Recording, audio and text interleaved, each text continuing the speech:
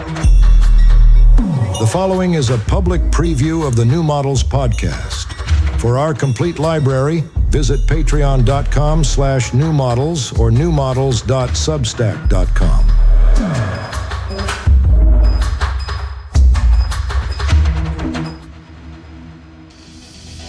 You're now listening to New Models.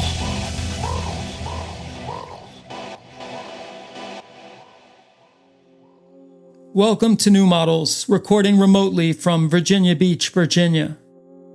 A few weeks ago, artist and past New Models guest Bjarne Melgaard reached out with an episode proposal. He'd become close with actor, filmmaker, and painter Paz de Huerta, whose debut solo show just closed at Rutkowski 68 Gallery in Paris. And Paz was interested in speaking with us about her work. Embroiled in lawsuits, both Paz and Bjarne bonded over their past traumas, including recovered memories of sexual abuse, and Paz's memories have become the subject of both Bjarne's paintings and her own. The paintings, they say, are part of their healing process. One imagines a pool of Paz's trauma that both dip brushes into and spread across the canvas, until perhaps the pool is emptied and the healing is complete. But their respective traumas together, recalled through therapists and, in Paz's case, an intense psychedelic experience, seem to interweave, resonate, and mutually amplify.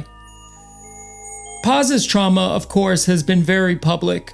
Lana Del Rey immortalized a clip of Paz stumbling drunk out of Chateau Marmont in the video for her 2011 song Video Games. During Me Too, Paz accused Harvey Weinstein of raping her twice in 2010, which she said triggered the excessive drinking in the Chateau Marmont video. Such videos, like the public sharing of trauma, have a gravity in the social media age, attracting attention, value, and orbiting bodies of gossip and conversation, sometimes expanding into entire galaxies, like Me Too. Lawsuits brought by victims also have gravity, taking place in the public eye, although here the objective is deliberated rather than the subjective, and the soft currencies of attention and trauma are replaced by the hard currencies of punishment and cash. For most of the 21st century, however, objectivity has been partially, if not mostly, decided by networked swarms of public opinion. This has even been formalized into code, with blockchains and large language models recording majority consensus as truth. Much has been theorized about the dissolving of individual subjects into collective entities lately, and trauma offers a potent example of this phenomenon. Experiences of trauma, of sexual assault, were once intensely private subjects, sources of fear, shame, and if overcome, a secret strength for the victims. But in the public realm, one's trauma not only evokes an empathetic mirroring of suffering or strength, but also serves as a scaffold for other individual experiences of trauma to attach to, becoming a vehicle for anger, for vengeance, for notoriety. Do all traumas, once public, become shared? Does the boundary between individual experiences and with it, objective truth, begin to blur? Then again, what are systems of power other than assemblages able to enforce objectivity, whether through clout, through law, or through violence? And so, when it comes to the victims of such a system, does the truth really even matter?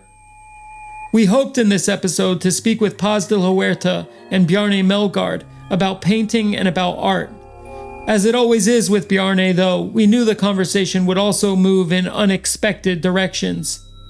Much of the 2 hours we recorded were filled with wild, shocking, or disturbing stories of personal trauma and grief, stories of satanic rituals, sex slavery, and child abuse, leaving us with a difficult edit full of difficult decisions we did not anticipate having to grapple with while visiting family in the States. While most of these disturbing stories of trauma were left behind in the edit, it's important context for everything that remains, including the other side of these experiences, the path to healing, and the beauty of Paz and Bjarne's friendship.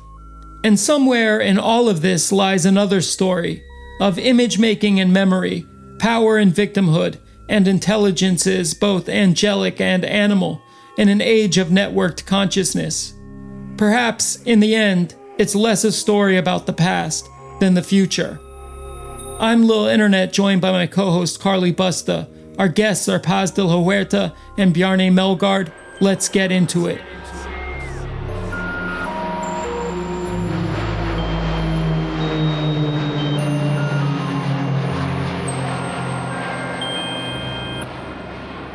Maybe I sit, you know what? Is it okay if I sit in the kitchen? You can sit so anywhere. anywhere you want. Because then I can also have a cigarette. Nobody's going to see this, right? Because I look like a fucking crack addict. I just came from a meeting with an investor from Dubai. But I just went to the sea, which I really needed to do. Let me just open my Red Bull. Bjarne, I like all your new tattoos. I haven't seen you since you've gotten all your tattoos. It says hate fuck on one arm, and then on the other, you know, Bashback, the gay activist group who went into churches in South Carolina and beat straight people with baseball bats. Oh my God.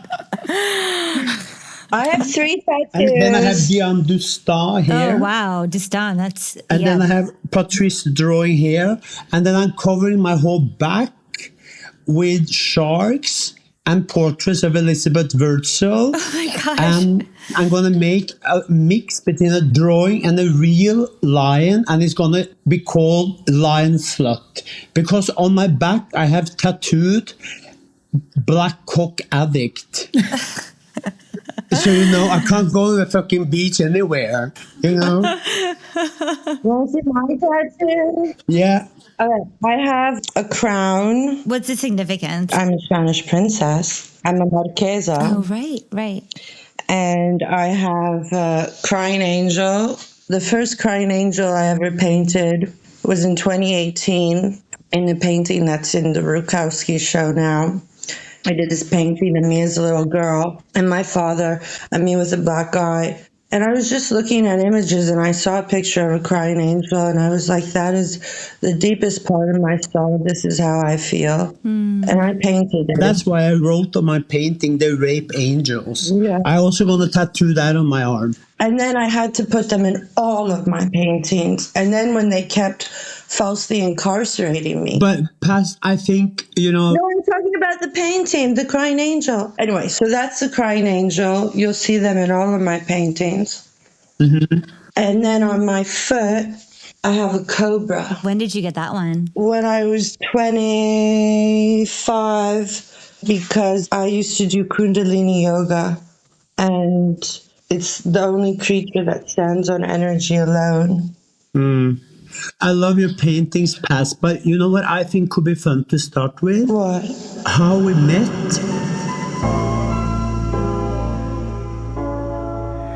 If you're hearing this message, you've completed the first step towards becoming a New Models member.